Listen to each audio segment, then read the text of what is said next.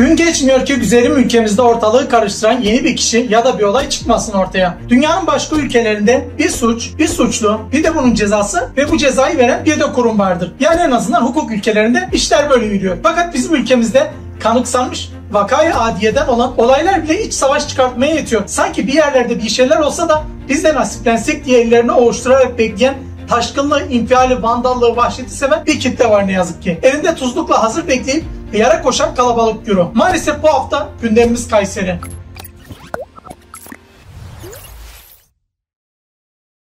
Bilenler bilir, bilmeyenler için kısaca özetin özeti tarzında yaşananlar. Kayseri'de Eskişehir Bağları Mahallesi'nde Suriyeli bir sığınmacı 5 yaşındaki başka bir Suriyeli çocuğa cinsel istismarda bulundu. Bunu gören mahalleli de sanki hukuk devleti yokmuş, herkes kendi adaletini kendi sağlıyormuş gibi fail teyiği istiyor. Yakınları teyiği vermeyince de bir mahallede başlayan olay önce diğer mahalleye, daha sonra diğer illere, daha sonra da başka bir ülkeye, Suriye'ye sıçrıyor. Yine çözümü çok basit bir problem, adeta 2. Gezi olaylarını hatırlatıyor. İşin içinde provokasyon elbette ki var. Habire birileri ateşe odun atıyor. Bizler de bir damla da olsa su götürme niyetiyle hazırladık bu videoyu. Önce yaşananları, daha sonra ne düşündüğümüzü. İnsanların gözü dönmüş gibi evleri taşlayıp motorları yaktı. Hatta kepçenin birinin arabayı ezdiği, dükkanları yağmaladı. Görüntüler de düştü önümüze. Olayla hiçbir ilgisi olmayıp evinde oturan Suriyeliler de olayı öğrenip olay yerine intikal eden siyasiler de bu öfkeden nasibini aldı. Olaylar kontrolden çıktı. Gelinen noktada ülkede bir taraf Suriyelileri istemiyoruz, ne yani sessiz mi kalalım derken daha sağduyulu diğer tarafta bu protestoların sadece Türk düşmanlarını memnun edeceğini söylüyor. Her şeyi kolay unutan bir millet olduğumuz için küçük bir hatırlatma. Daha geçenlerde Bağcılar'da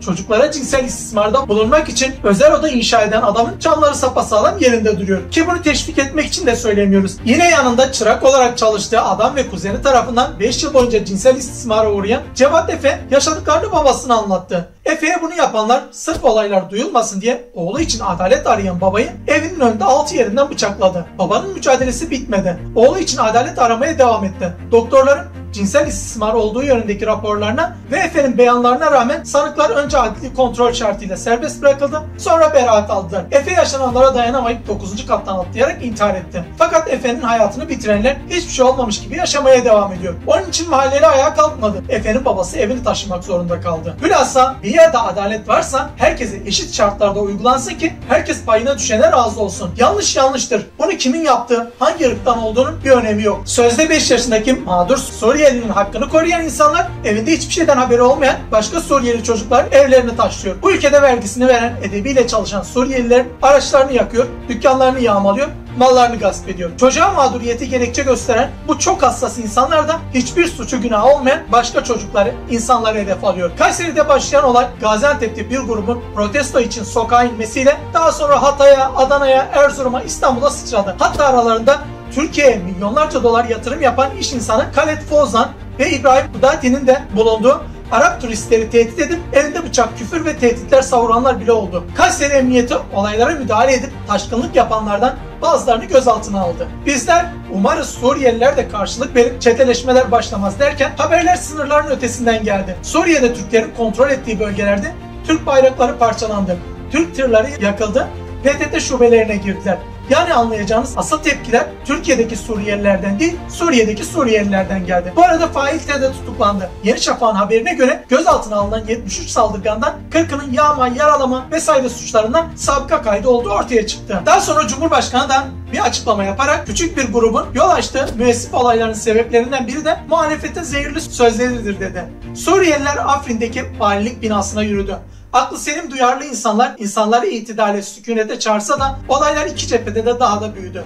Bu sefer Türk askeri Türkiye için Suriye'ye giriş yaptı. Bizde de ülkemde mülteci istemiyorum hashtagleri açıldı, sayfaları oluşturdu. İnsanlar yine coştu. CHP de 10 maddelik acil eylem planını açıkladı. Şimdi bu kadar olay yaşanmışken sebep ne olursa olsun masumlara zarar vermenin, dükkan yağmalamanın bir açıklaması gerekçesi olamaz. Gerçi niye şaşırıyorsak biz benzer görüntülerin deprem esnasında da gördük. Zaten çok çabuk dolduruşa gelen, karıştırılmaya çok müsait bir ülkeyiz. Bir insanı sırf ırkından dolayı darp etmek, saldırmak, malına zarar vermek, masum çocuklarda travmaya sebep olmak bunun ülke sevgisiyle Hiçbir ilgisi de katkısı da yok. Araç yakarak, insanları darp ederek, dükkanları yağmalayarak, Allah'ın nimeti meyveleri çiğneyip tekbir getirmekle ülkeye ya da dine nasıl bir katkı sağladıklarını merak ediyoruz haliyle. Gerek Allah katında gerek kanunlarda suçun şahsiliği ilkesi var. Babanın suçunun faturası oğluna bile kesilmiyorken bir sapığın eylemleri nedeniyle bir topluluğu hedef almak, saldırmak neden?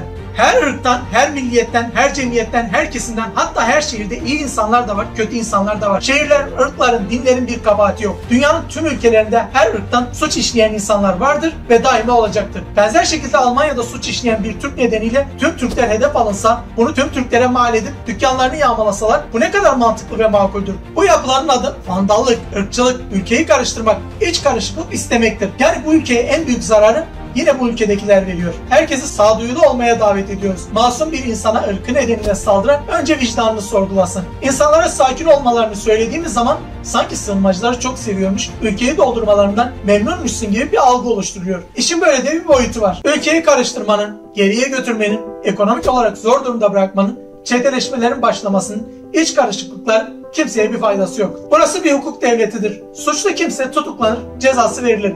Gerçi biz bütün bunları konuşurken Madımak Oteli'nin yakılmasının yıl dönümüydü. Derilerin dolduruşuna gelip diri diri insan yakmışlığımız bile var ve bu bir leke gibi tarihimizde duruyor. Bunları söyleyince mülteci sevici olmuyorsunuz. Sadece insan oluyorsunuz. Birilerine bunları söyleyince hemen mültecileri çok seviyorsan al evine besle diye bir argüman geliştiriyorlar. Halbuki bir insan hem mülteci sorunundan rahatsız olup hem de bu yaşananları tasvip etmiyor olabilir. Güncelde Kayseri'de hala internet sorunu devam ediyor. İstiyoruz ki bütün bu yaşananlardan gerekli dersler çıkartasın, hem tekrarı olmasın hem de bu yaşananlar boşa yaşanmış olmasın. Hafıza-i beşer nisyan ile malumdur derler. Boş verin, kime ne anlatıyoruz ki? Yarın nasıl olsa unutulur her şey. Hem gündem değişir. Avusturya'ya kaç gol attığımızdan haber ver.